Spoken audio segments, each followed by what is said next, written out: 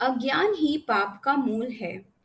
भगवान ने अर्जुन से कहा कि हे परंतप, तुम कितने ही पाप से परिलक्षित क्यों न हो, किंतु ज्ञान के प्रकाश से तुम प्रकाशमय हो जाओगे। पाप कोई रूढ़िगत बात नहीं है।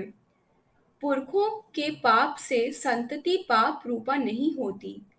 पाप वही होता है जो आत्मा को पतन की ओर ले जाए। यह अंधविश्वास का रूप नहीं है। पाप वंश परंपरागत नहीं चलता। यह बात नहीं है, चूंकि मनुष्य के पूर्वज पापी थे अतः संतति पापी हुई। गीता ने कितनी बड़ी बात कही है। पाप कितना ही बड़ा हो, प्रकाश रूप ज्ञान से तिरोहित हो जाएगा। अंधकार अज्ञान पाप की ओर अग्रसर करते हैं। जाति द्रोही, अवज्ञावान, द्वेषी इत्यादि सभी के मूल में अज्ञान है। अज्ञान ही पाप का मूल है। अविद्या ही पाप की जननी है। अज्ञान अनेक प्रकार के होते हैं, जैसे स्वगत, परगत और कर्मगत। जीव स्वयं अपने को भूला हुआ है कि मैं क्या हूँ। स्वयं अपने अज्ञान में रहने वाला अज्ञानी कुछ भी कार्य कर सकता है। बेचारा जानता ही नहीं कि कर्तव्य अकर्तव्य क्या है। वह तो स्वतः बौराया हुआ होता है। स्वयं के स्वरूप से विक्षिप्त यह पुरुष तो करुणा और सहानुभूति का पात्र है। आकाश, तारे आदि जानते हुए भी सभी अपने आप को भूले हुए हैं। स्वगत अज्ञान से स्वतः लिपटे हैं। मनुष्य को स्वज्ञान महसूस ही नहीं होता। वह इसके मूल्य को न जानकर बाह्य ज्ञान को ही मूल्य देता है। यह स्वयं का अज्ञान ऊपर से बड़ा आकर्षक लगता है, किंतु यह यदि बिगड़ जाए तो अत्यंत जहरीला भी है।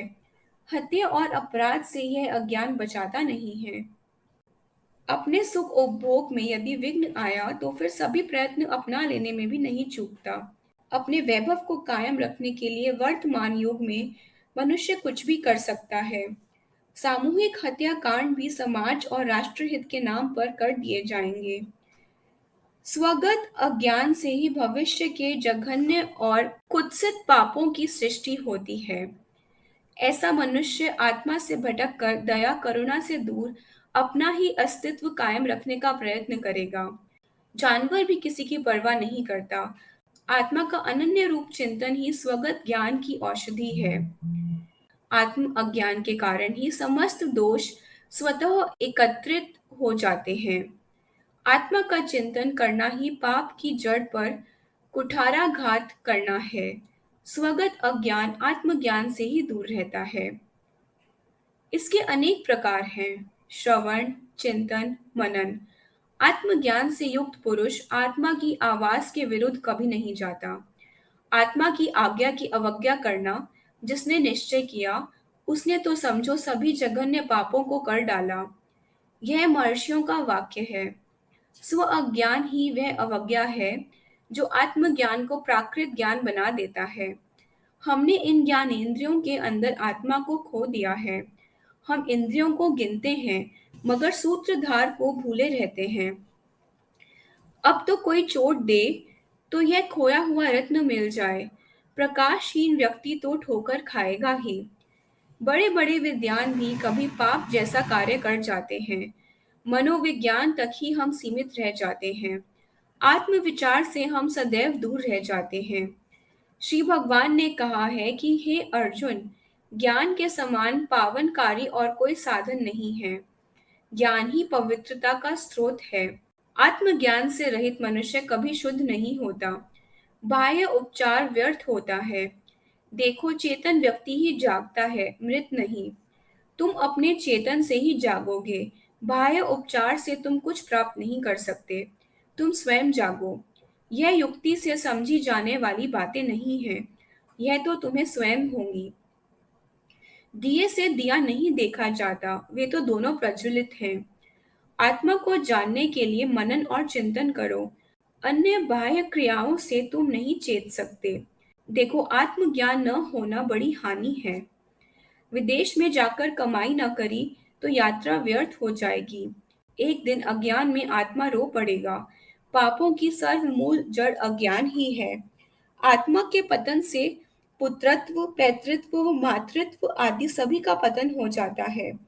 देखो, आत्म तत्व ही परम जानने योग्य वस्तु है। कर्म का प्रचार पाप से त्राण पाने के लिए होता है। सब धर्मों की प्रवृत्ति यह है कि मनुष्य पाप से हटकर ऊंची वृत्ति की ओर जाए। सभी धर्म सदा से पाप की निंदा व उससे घृणा करते आए हैं। पाप का मूल अज्ञान बताया है। जितने भी घोर घृणित कार्य होते हैं, सभी का मूल यही है। अज्ञान में रहते हुए मनुष्य जानता है कि मैं यहाँ ही सब सुख प्राप्त कर लूंगा।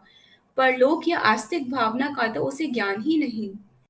आज उन्नत, सूक्ष्मदर्शी और बुद्धि के इतने ऊंचे स्तर पर जाने वाला मनुष्य हुआ है, तो साथ ही मनुष्य इतना पातकी भी कदाचित ही हुआ होगा। यदि एक ओर वह इतना उन्नत है, तो दूसरा पक्ष इतना निम्न है। यह तो संस्कृति का प्रभाव है कि भारत में इतनी जल्दी जनतंत्र का निर्माण कर लिया। अन्यथा इसी कार्य के लिए लाखों आदमियों को मौत के घाट उतारना पड़ता। यहाँ हमें लोहे और कंटीले तारों की दीवारें खड़ी नहीं करनी पड़ी। राज्य सदा अंदर से ही विकसित हुआ करता है। शांति तो यहाँ मूल में बसी हुई थी। प्रथमतः डोडी, फिर कली और तब फूल बना करता है। किंतु भारत की तो बात ही और है।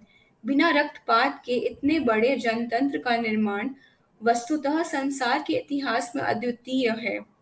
मानव के दोनों ही पक्ष आज के वातावरण में बहुत ही आश्चर्यजनक हैं। पाप की प्रवृत्ति अज्ञान से ही होती है। जातिगत अज्ञान, समाजगत अज्ञान तथा देशगत अज्ञान जब तक दूर न हो, तब तक सच्ची उन्नति नहीं हो सकती। ठोकर से बचने के लिए दीपक की आवश्यकता होती है। पाप का युग कहकर कलयुग को दोष मत दो। यह तो तुम्हारा अज्ञान है, तुम्हारी रूढ़िवादिता है, जो तुम्हें यूं बनाए हुए है। लौकिक ज्ञान पाप के निरोध में सहायक नहीं होता। लौकिक ज्ञानी भी पापी होते हैं। युद्ध से, पापों से घबराओ नहीं। उपनिषद में स्पष्ट कहा है कि मनुष्य में मैं बना रहूं, यह प्रवृत्ति है। संस्कृति का मोह आदि मनुष्यों को कभी भी युद्ध करके सर्वथा नष्ट नहीं होने देगा। वर्तमान में धर्म में अरुचि उत्पन्न होने का कारण यह है कि धर्म ज्ञान के विपक्ष में खड़ा हो गया है, किंतु भारत में ऐसा नहीं हुआ। यौक्तिक बात करने वालों से भी यहाँ भारत में सद्व्यवहार किया गया। ज्ञान, विज्ञान और धर्म में भारत में बड़ी उदारता रही है। आज जो अस्थिरता है, उसका कारण यह है कि पश्चिमी विचार यहाँ आ रहे हैं। ये पश्चिमी विचार केवल सैद्धांतिक ही हैं। जिन पूर्वजों ने वे विचार चलाए थे, उनके परिणाम भी उन्होंने देखे थे, यह निश्चित नहीं है। पश्चिमी देशों में मानी हुई बातों को धर्म कहते हैं, और यह भी सैकड़ों हजारों वर्ष पहले की बातों को आज धर्म माना जा रहा है। पूर्वजों के पापों की गठरी अगली संतति पर भी लगेगी। अगर इस पर श्रद्धा नहीं की अथवा उनके इन विचारों को नहीं माना, तो अधार्मिक होगा। कयामत के दिन जब न्याय होगा, तब फरिश्ता तुम्हें बचा लेगा। यह सोचना धर्म है, किंतु देखा जाए तो वैज्ञानिक मत में इसका कोई मूल्य नहीं है। मत मानी हुई बातों को कहते हैं, किंतु धर्म आचार होता है। मत को धर्म नहीं कहते। आचारः परमो धर्मः, आचार ही परम धर्म है। मत को, मानी हुई बात को संप्रदाय कहते हैं। अहिंसा परमो धर्मः, हिंसा का समर्थन नहीं है, उसे परम धर्म नहीं कहा जा सकेगा।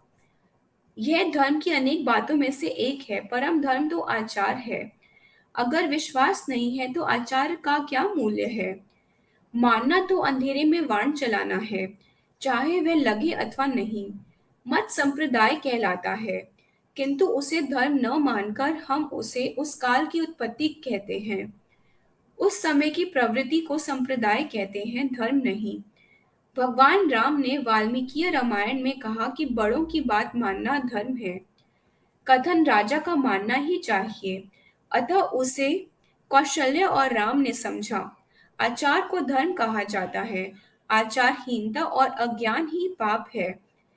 हिंदू संस्कृति में कर्तव्य को ही परम धर्म माना जाता है। मत, संप्रदाय और धर्म हमारे यहाँ प्रकट रूप में लिए जाते हैं। व्यक्ति, समाज और राष्ट्र का धारण जिन कर्तव्यों से होता है उसे धर्म कहते हैं। कर्तव्य से पतन ही पाप है।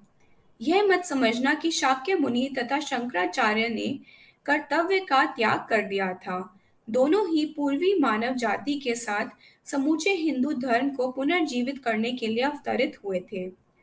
अनन्य भाव से सत्संग में लीन पुरुष समस्त पापों से मुक्त होकर साधु हो जाता है।